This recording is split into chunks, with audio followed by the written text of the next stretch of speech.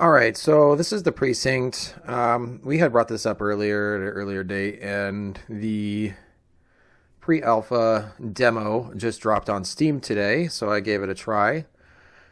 First of all, I mean, there's like performance things. Obviously, it's in pre-alpha. It's on the screen the entire time that you play. So the loading screen is a little long at the beginning, and there's a little bit of light stuttering and things like that. No freezes, no crashes, nothing too world-ending. But it is, like I said, it's pre-alpha, so we're not going to go ahead and discuss any of that. Moving on, so the voice acting is decent. Welcome to Averno City. It may look peaceful from here, but trust me, it's rotten to the bone. I didn't see anything super cringeworthy, nothing that made my shoulders hit my ears. Everybody seemed to be doing their job. Everybody showed up for the assignment. So we do appreciate that on this side of things. On that was the like the choice-based gameplay that we had in the game. I didn't really feel like there was a lot of dialogue. So the way the dialogue works is you just see the group of people, and then the person who is talking will then highlight, and then you'll see their chat bubble as they talk. And then when they're done talking, then they'll kind of fade back into the shadow, and then the other person that's talking in the conversation will show up. So they're all kind of standing next to each other, like kind of like paper dolls. From the academy at the top of this class. Yeah, that and 50 cents will get you a cup of coffee. That's the way that the chat is set up. There didn't seem to be any kind of choice-based or a branching dialogue or any of those kinds of systems. Those things weren't, promised in anything, so it's not surprising there. I just thought I would mention that. It just kind of seems like as advertised, the game essentially has a story mode. You get through the story mode, and then you're left with the procedural generation kind of sandbox world where you can just kind of roll around, be a cop, get into trouble, that kind of stuff. I wasn't able to see that end game. The whole demo kind of sits at about 30 minutes, so it's not like, I got like a really deep dive into this. This is publicly available as well. It's on Steam right now, so you can just download that if you would like. Anyway, but on that, so the music is great. The music is cool. It's like that 80s retro wave. Maybe really makes you feel like you're kind of like in an 80s cop drama movie. Really hit the nail there. The static pictures, they're well done. It's not my favorite thing to see in a game, if I'm being honest, but the paper dolls are well done. The characters are all really distinct. The main character seems like he's cool. That kind of stuff. You kind of start off as a, just regular cop. You're driving around. You do a stop. You take him out of the car. It kind of shows you how to arrest him and then put him back into the car and all that other stuff. And then you're kind of walking around on a traffic beat. Excuse me. I really thought that the traffic beat part was fun. Going around and just throwing tickets on people's cars and stuff, like, oh, this one's parked on the sidewalk, this one's in front of a fire hydrant, so on and so forth. That was super fun to do. But like I said, it's only 30 minutes, so you got about like 5 minutes of doing that. Hold on. There's movement at the back of the building. More criminals coming out. They're boarding a vehicle. It's a dark van and it... Oh my goodness. Keep it tuned to ACTV, folks. Looks like we're in for a police pursuit. The driving is great. It feels really nice. The driving doesn't feel like it's clunky. I don't feel like I'm out of control of the vehicle at all. The vehicle itself has a couple different functions, like you can mess with the lights, the sirens and all that other stuff. So, definitely good stuff there. It's a lot like GTA 2, except you can actually drive the cars and you're not just slamming into everything, which I really enjoy. The combat is arcadey. Essentially, like you just go up to cover, you hit circle on the controller, you hide behind the wall, and then you kind of pop out, and then it gives you a cursor. The cursor was nice to aim. It felt like it went where I needed it to go. There was a bank robbery, and I was able to kill everybody as I needed to within that police things. On pushing buttons and triggers, So the thing that really did kind of irk me was when I started the game up, there's a force controller on PC.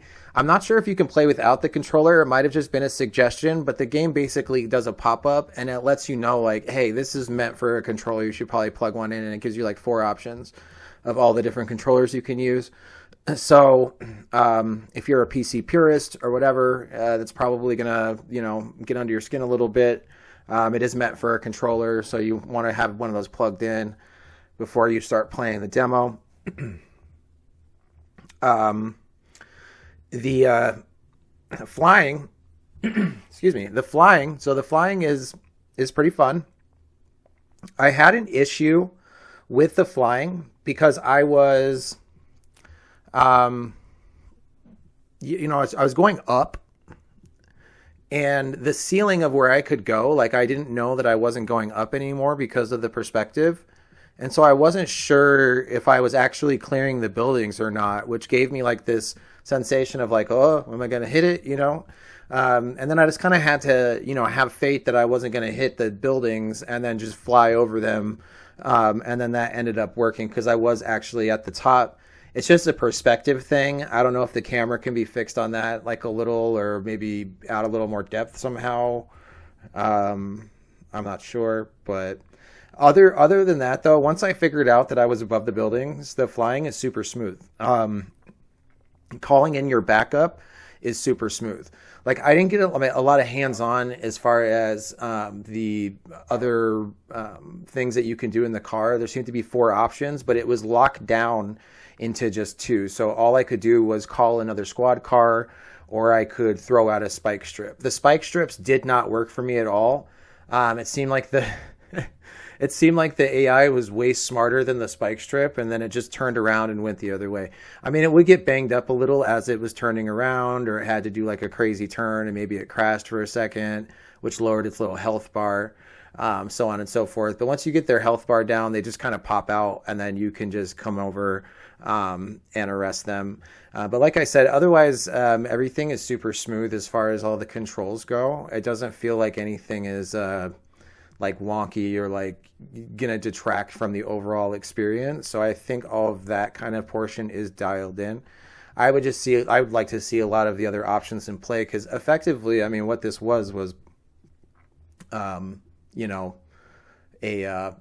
the trailer that we already saw. It's basically just the ability to play through that trailer. So it's not like we saw anything new from what was in that trailer. We're just actually able to physically play through that game. But on a police quest level though, like, because we're looking at this through that lens, like as a spiritual successor of that, the procedure. Police procedure, it looks like they've taken a lot of time and a lot of thought into implementing those things. When I was arresting people, I wasn't able to do anything. I was able to give vocal commands, like tell them to stop. I was able to detain them. And then I got 2 options, which was 3 essentially, which was ticket, let go, and then also arrest. The game basically made you make judgment decisions. So it would say, hey, this guy, did this, and he was over here like tagging the wall or whatever. I forget what he was doing. It doesn't matter. But he was like, let's say he was tagging the wall, and then it's like, oh, I'm just going to write this guy a ticket, even though I came up on him with my gun, and then I like put him in handcuffs, like a super aggressive stop for no reason. But whatever. The guy is, you give him a ticket, then he goes away, and the game's like, all right, you did a good job. And then another guy, it's like, oh, hey, he might, do another felony or whatever. He might, attack on another crime to the initial stop, which is then arrestable. So you have to do that. There's a whole laundry list in the game of different crimes that can be committed. I would, assume eventually in the procedural generation mode. These crimes have different classifications and ways that you can kind of engage them, like the threat level, what kind of violence you can respond to, whether it's arrestable, like so on and so forth. So you basically, you maybe fall into this loop of detaining people, looking up whatever their, arrestable offense is, and then, assessing them based on that. It was nice too. You could call like backup to come and arrest the suspects, or bring them to jail for you, which was really nice. It's a little weird though, because the guy was like, "All right, you're arrested. Now let's stay there in your handcuffs. We're just gonna leave you alone, and then we're just gonna walk away from this." So, a little immersion breaking, but I mean, on a simulation level, I mean, is this like a out and out simulation in the way that Jim Wall's Police Quest is? Probably not. I mean, it's a little more actiony. It's a little more arcadey. With respect to the subject material, like it's definitely something that I'll play for sure. I definitely want to play it, like the full version. But it's probably like a half and half on the procedure element of it. It's not something that you're gonna, play and then learn how to be a cop. You know what I mean? It's like Police Quest Lite, right? It's like the diet version, which is cool. But anyway, if you guys want to do the demo and check that out, I will go ahead and put that down in the description. And otherwise, I mean, eventually when it comes out, we'll do a playthrough and see what the finished product looks like. In the badge. That chunk of metal means something. And hey, some days the good guys come out on top. But most days not so much. All the while, the fight rages on.